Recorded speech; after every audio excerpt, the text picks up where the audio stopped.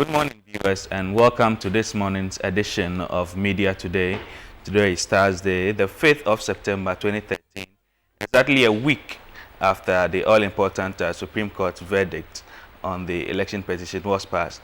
My name is Kofi Owusu-Ansah, and I'm here with my regular panelists to help us do the discussion of the major news headlines making today's newspapers. In the daily graphic for today, the banner headline says, scrap allowances for trainee nurses. And that is coming from Dr. John Koku Awuno-Williams, the Health Director, Upper East Regional Health Director. And the President condemns attack on judges. Ghanaians urged to commit to electoral reforms. And strong lobby for Akufo-Addo 2016 begins. Those are the issues making the headlines in today's edition of the Daily Graphic. From there, we move on to the Daily Guide for today, which says, Atuguba verdict out, flies to America. Ayariga, others meet Nanado, and more dead wheels pop up in today's edition of the Daily Guide. The Ghanaian Times for today says, ceasefire, President urges halt to post-verdict commentaries. Government appeals to Utah to call off strike, and GJA asks media to exercise caution. And it has a lovely picture of the GJA President, Roland Afilmoni. From there, we move on to the New Crusading Guide, which says, sanction Chachu and Gabi. Tarzan tells GBA. Mahama calls for truce over unnecessary attacks on Supreme Court. And EC selection of presiding officers must be rigorous. And that is according to David Kanga in today's edition of the New Crusading Guide. The Chronicle for today says, Mahama hacks Chachu, and how Atuguba and Enini Yabua ruled on election petition. Black Stars receive rousing welcome to Kumasi, and that is in reference to the highly anticipated encounter with the Chipolopolo of the Zambia on Friday. Now, the Enquirer for today says, NPP in Plan B to unsettle President Mahama. And after the Supreme Court verdict, cool heads must prevail. That is according to Atachia. And we need all to focus to develop. And that is according to President Mahama in today's edition of the Enquirer newspaper.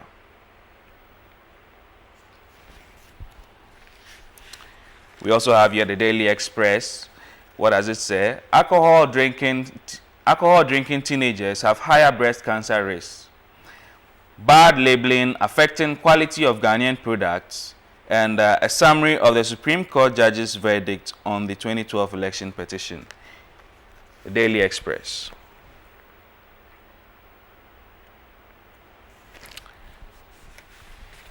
And last but certainly not the least, we have the Daily Heritage, which says, dreaded pirates storm Jubilee oil fields. NHIS is 10 years old. And election petition verdict, Justice William Atuguba's judgment in today's edition of the Daily Heritage. So those are the major news making the headlines in today's newspapers. And as indicated earlier, I have with me my three regular panelists to help us do the discussion. To my immediate left is the Deputy Communications Director of the CPP, Ernest Affram. And next to him is the Honorable Mathew Nyindam, the Member of Parliament for Kpandai. And to my extreme left is Ousman Guarantee, who is a member of the communication team of the National Democratic Congress. Welcome, gentlemen. Thank you. Yes, sir. But before we go into the newspapers, we would like to take our very first story from a news item carried by TV Africa, which is in reference to the Suhum compensation, case where victims of the demolition exercise conducted, to pave way for the Suhum roads are crying foul of our government's inability to settle claims of compensation. And we would like to play the visuals for viewers. If the visuals are ready, let's have them for viewers. This is the eighth in a series of failed promises the Ghana Highway Authority and the Ministry of Finance and Economic Planning have left in their wake after the government issued a directive for the payment of compensation to persons affected by the reconstruction of the Kwafukrum-Apidwan-Kwanta stretch of the Accra-Kumasi and Adentan highways. The most recent was on the 26th of August 2013 when the aggrieved persons were made to convey themselves in buses to the offices of the Highway Authority only to be told their monies were not ready after a warrant was issued for the payment of 31 million cedis to them last month. In another correspondence to the aggrieved residents by the Chief Executive of the Highways Authority that directed them to go for their monies at the project site at Adenta and Suhum equally proved another fruitless effort. It was another disappointment, but on the grounds that their monies have been slashed down after an evaluation of their properties by the Lands Commission. Mr. Owusu-Ansah is the convener of the group. We are asking government to intercede to pay us our money, and we don't want anything less than what Ghana Highway Authority issued to us. We know the figures and we know everything, and that is the only figure we shall accept. Anything short of that, we shall not accept anything. Some of the angry property owners expressed their frustrations to the news team in an interview after they stormed the project site of the contractors at Esuboy.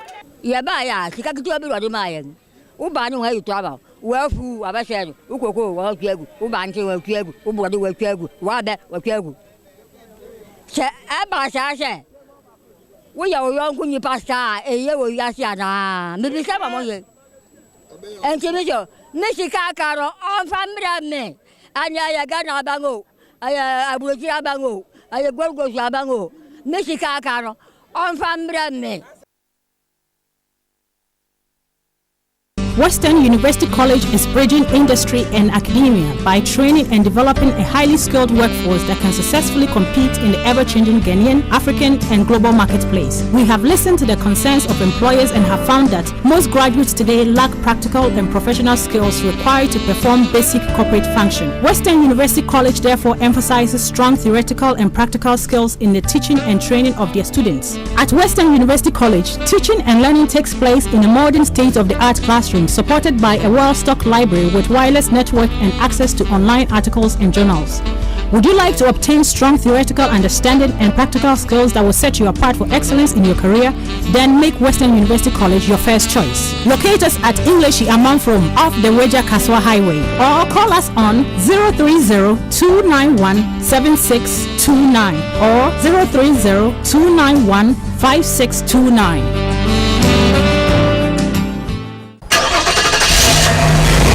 Whenever engines spin and wheels turn, Camel Car Battery is the brain behind.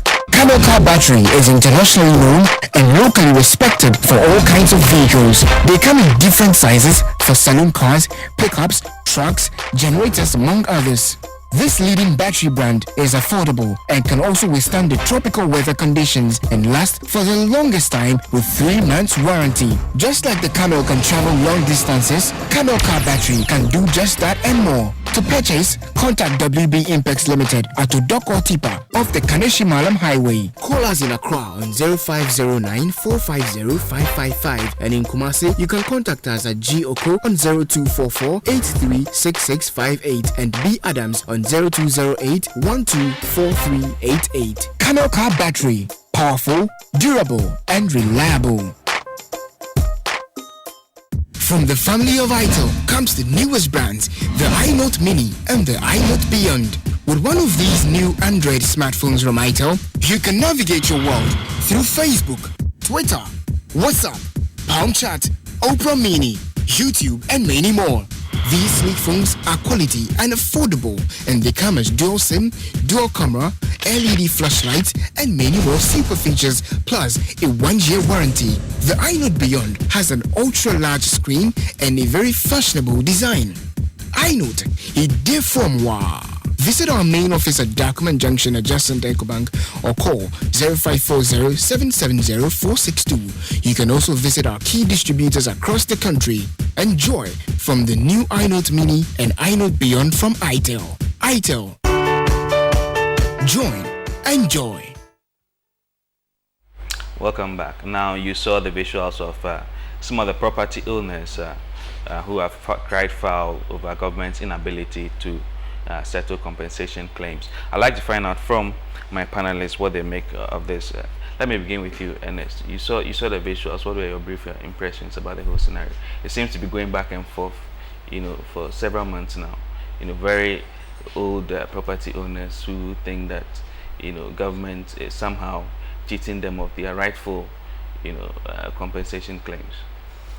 Thank you, Kofi, and good morning to our viewers today. It's quite disturbing when you watch what is going on.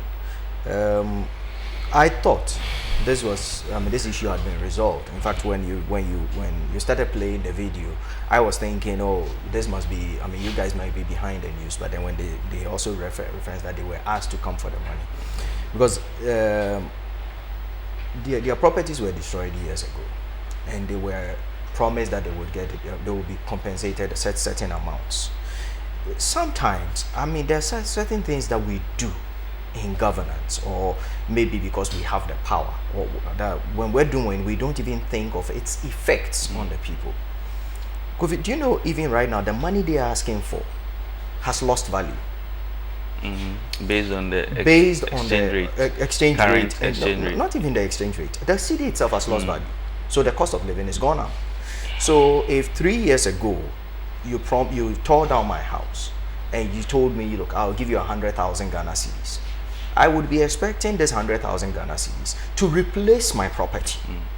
Today, that 100,000 Ghana cedis is worth 60,000 Ghana cedis, and it would not be able to replace that property. That to me is not fair. And then after all of this, I now have to fight you to do the honorable thing.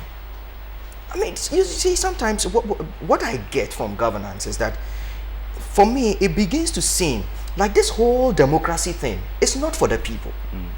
That we have signed on to something where we're worshipping a god.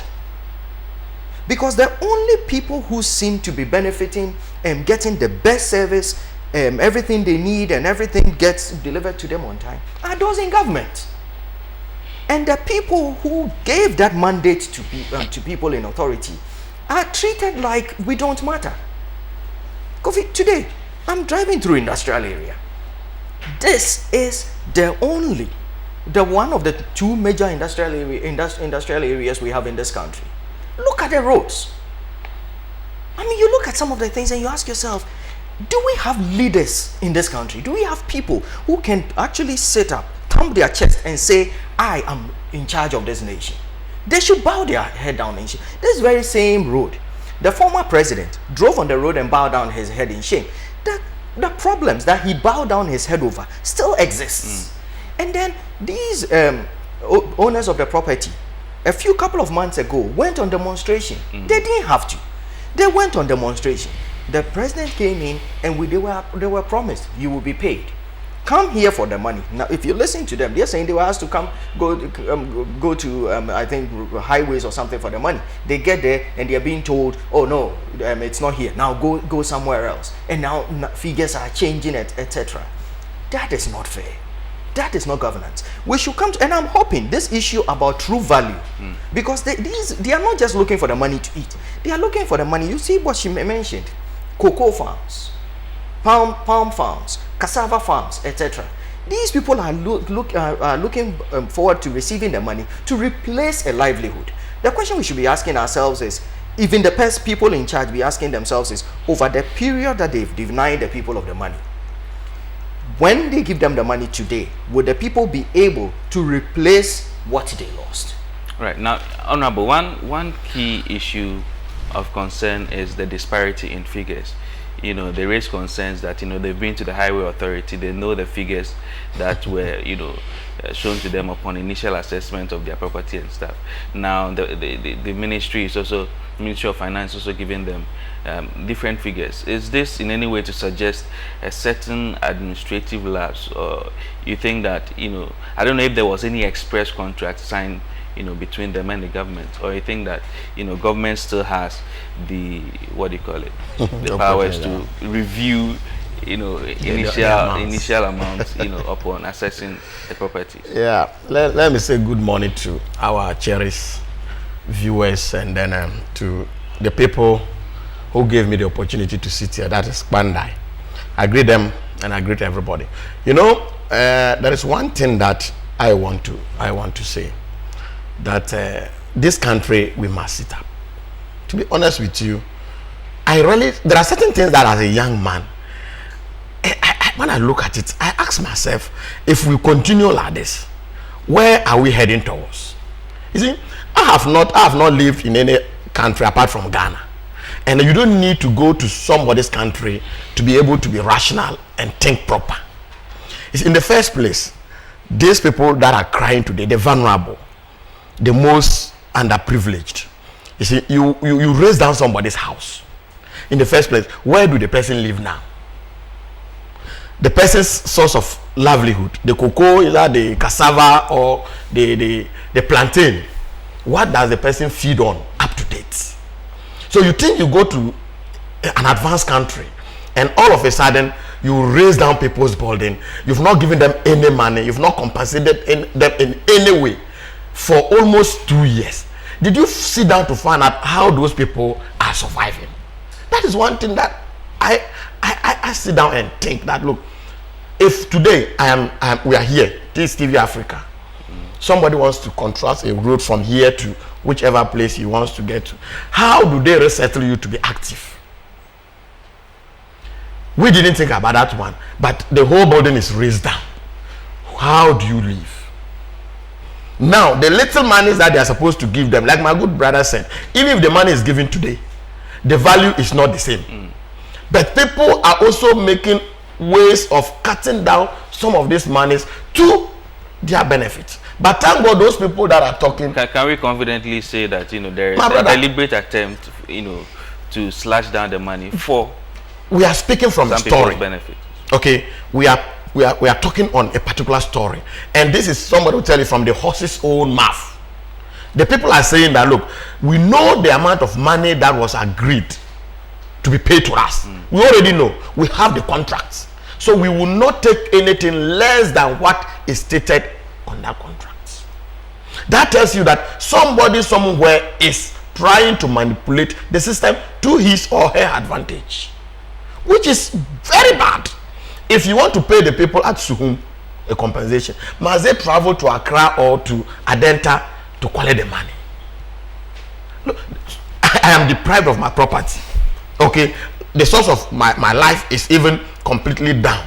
You now ask me to travel from where I am. That means those people are going to even borrow their lorry first and come to Accra or Adenta, whichever place they are going to. Yeah, in fact, they've made several, so look at the trouble we are subjecting the poor to. In any case, I don't blame the people. The government is completely down. They know. They don't have the money. It's not about even the compensations alone. If I tell you the kind of backlog that is on this government to pay, you'll be shocked. But when they sit on air, instead of being very, very, very humble and tell the people that, look, we don't have it now. Let the people understand the situation. We are all Ghanaians. This country is ours. Let's know the true story of the state of this economy. If you cannot afford, we can't say, we cannot continuously sit on you that, look, get fund. First quarter, no. Second, no. Third, no. They've not paid. But somebody will tell you that development is ongoing. So where are the money? Where are they getting the money? Or the angels in heaven are coming to our various districts and developing the place for us.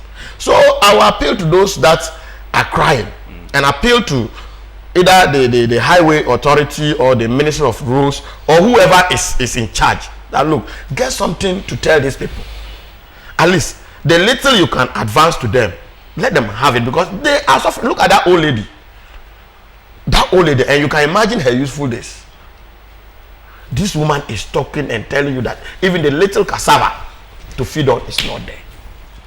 Right. Now, Ousman, I don't know. Let me have you take on this.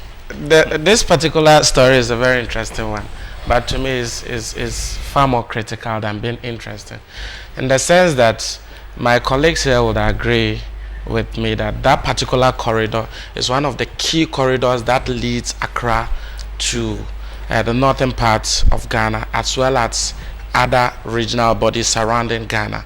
And for that matter, government have made it a priority to ensure that those major corridors serving the entire country, linking us to other interregional bodies, are being done.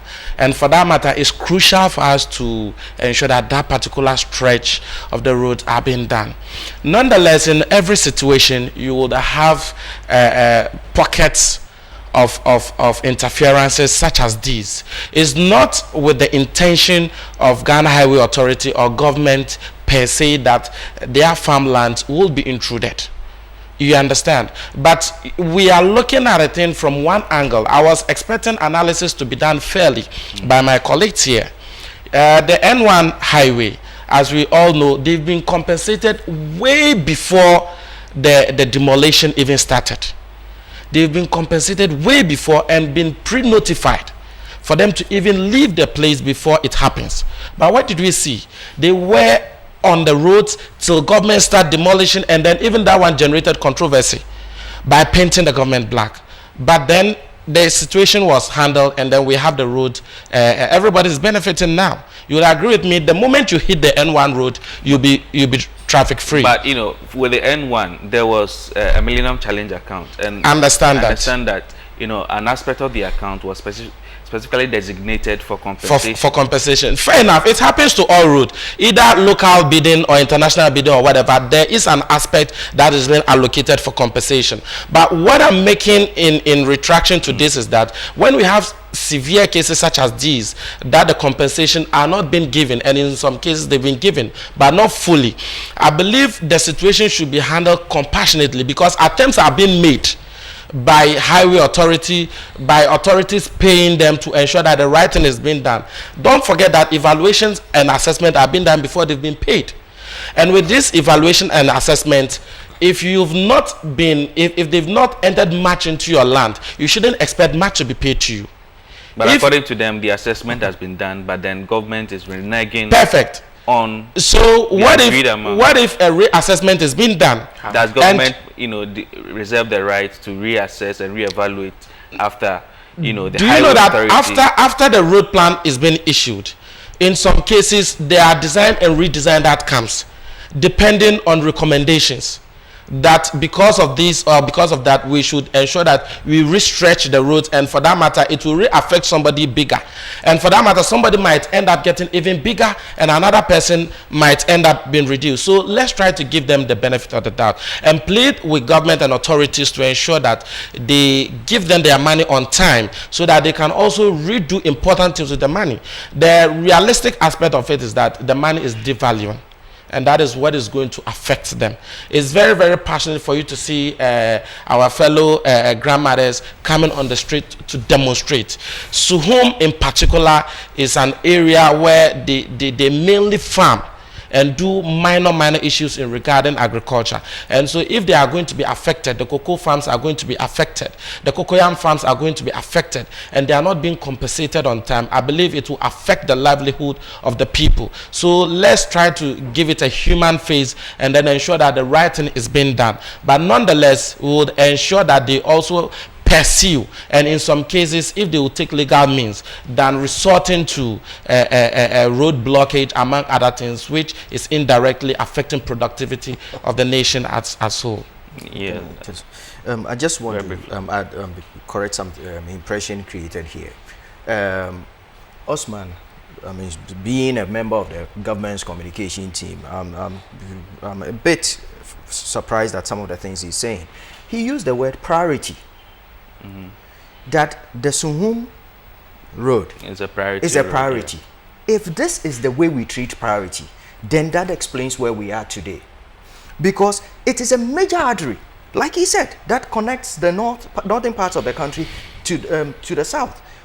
About 60% of the food that comes to Accra comes from that area, because Techiman, etc., those are the areas that produce most food. Right now, some people have to go all the way around and come through Cape because of the road, and all adds to the cost of food. So if that is the way we treat priority, and you let it sit, you go and do an assessment, because on the issue he raised on assessment, if you go and read the Auditor General's report on the Achimota of Angkor Road, these same improper evaluation and assessments and delays cost this country a project that was supposed to be only about 50, cost us only about 50 million, ended up costing us about 112 million, 100 times the value, because of these delays and these poor assessments and all that. So when he says things like, oh, we did assessment and then we have to go and do assessment and we have to go and do this, we shouldn't just make it like it's just technical. It is costing the people of Ghana money. So the bureaucracy and the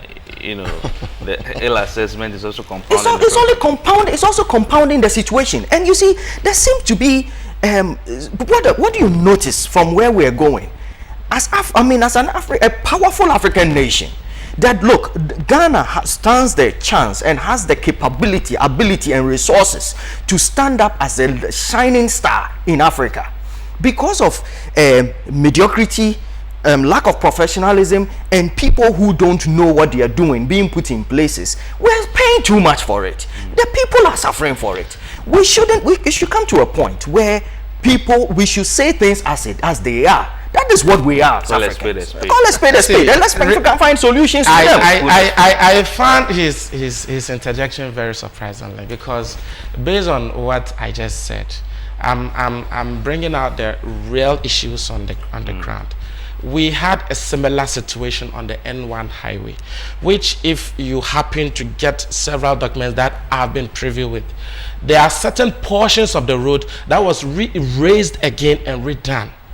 You understand? So which calls for re-evaluation and for that matter, if that particular stretch of the road is yet to be done, and if reassessment or re-evaluation or remodeling and redesign are being done, and I'm raising that issue that several things such as these could ensure that, or could cause this and this, I'm only putting the matter as it is. You understand? But saying it's priority, and for that matter, if this is what we call priority, what else is called priority if from now you are moving to Kumasi and that particular stretch is being blocked? Tell me where you pass if you are not using flyover. It's been over 4 years. Yes. Honorable. Yes. So basically, years. I think that we all agree that. But I want to actually come in small.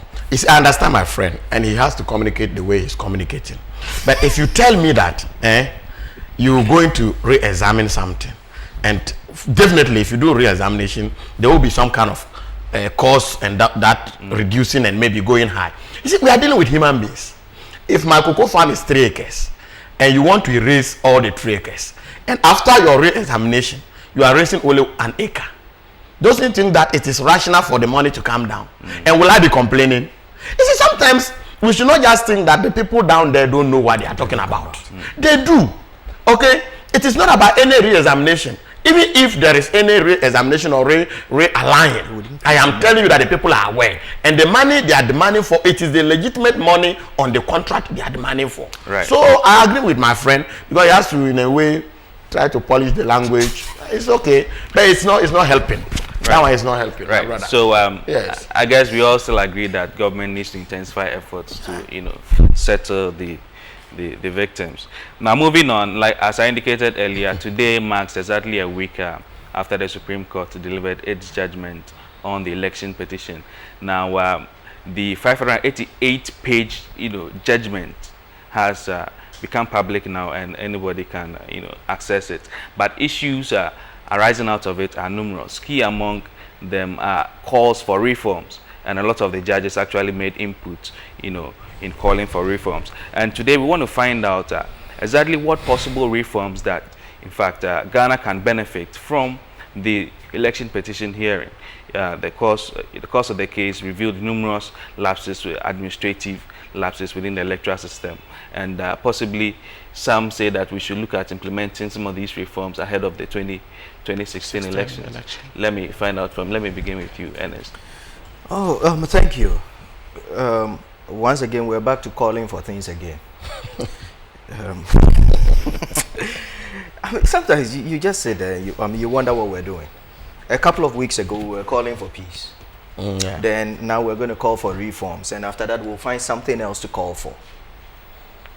We should already have structures in place for things like this, and we do. But isn't it fair to say that the 2012 elections was a bit different in that we introduced a novelty, and some have actually blamed this novelty for a lot of the challenges that we faced during the election. So is it not fitting and proper to actually look at administrative reforms to better the procedure in future elections?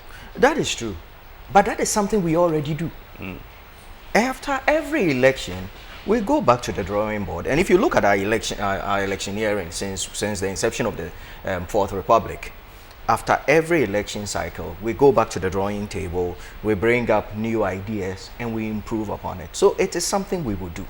And even whilst this case was in court, there are a lot of, I know the CPP has called for certain changes. The PPP has also done some, and I know all the other parties have other things that they want improved on. So for me, you see, sometimes I'm afraid that sometimes we get so caught up in the things that matter, but already have structures in place to take care of, to the detriment of the things that matter. Because there are issues of governance, there are issues of leadership, there are issues that affect the lives of the people on a day-to-day manner. If you look at the past 8 months, we've spent 8 months talking and praying and calling and marching and playing soccer and everything just so our leaders will behave. Whilst at that same time, we're carrying water. We're driving on dusty roads. We're living in areas without sanitation. So my appeal to Peace Council, the civic organizations, etc., the energy with which they went into calling people to pray for peace and to call for reforms, blah, blah, blah, they should bring that same energy to bear on people in leadership, people in authority, to deliver services to the people. What Ghanaians are asking for, we're not asking for some. Even when you look at the things government gets himself enthralled in, that okay, let me provide jobs. Ghanaians are not asking for government to provide jobs, not even to provide housing. Just create the enabling environment. You created, when you did Spintex Road, what has happened? Businesses and homes have just sprouted along the road. They did the Kwashiman Ofankor Road. Look, businesses have already started sprouting along the roads. That is what we expect of government. But if you have a situation where the enabling environment is not being created, you're buying water 60 Ghana per tanker a month, when that same water should cost you 30 Ghana, that is an extra burden on you. So for me, whilst we're doing all these calling, let's start beginning to also push for what really matters, because that is what matters to our peace. And then talking about the calling, today another calling in the newspaper, the president is calling for cooler heads to prevail on this attacks on the justices. It is not enough to call. You see, we should begin to act. Chachu Chikata was the first one who came out and attacked one of the judges. I would have expected the president to call for Chachu to come out and apologize, because you see, for me, a certain mischief has been done. Once the person came out and attacked one of the justices, when he finished, 2 days later he came out again and reaffirmed that he stands by what he said. So if you say, okay, let cooler heads prevail, the harm is already been done. It would be nice, you see, as an elder in the house, just like, you see, the difference in leadership that I pointed out the other day, that we've seen two kinds of leadership this year. The leadership of the Supreme Court and the leadership of our politicians. When the justices saw some things going wrong, they called people, straightened them out. Those who needed punishment, they punished. Those who needed slapping on their hand, they slapped. Those who needed chastisement, they chastised. That is leadership. And immediately everybody straightened up. In the same way, you are a president, someone who actually helped in defending your matter in court, makes such an irresponsible statement. You would expect. I think that is very unfair. I'm sorry to interrupt in this situation, but Ernest, Chatu never attacked. You see, an expression in opinion doesn't necessarily mean he attacked him. Osman, let me moderate the show. I think that is very unfair to refer to his comments as irresponsible when he's not here.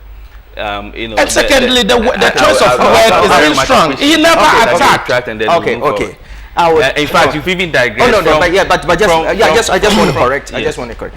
I retract my use of the word irresponsible. In fact, it was inferred from the president's reaction, because if you read what the president said, the president actually thought those remarks, the remarks going on are irresponsible. So so my use of the word was an inference from the president's reaction. Yes, like I stated, you digress a little bit, but so bringing you back on track, in 2016 elections, what would you expect to be different?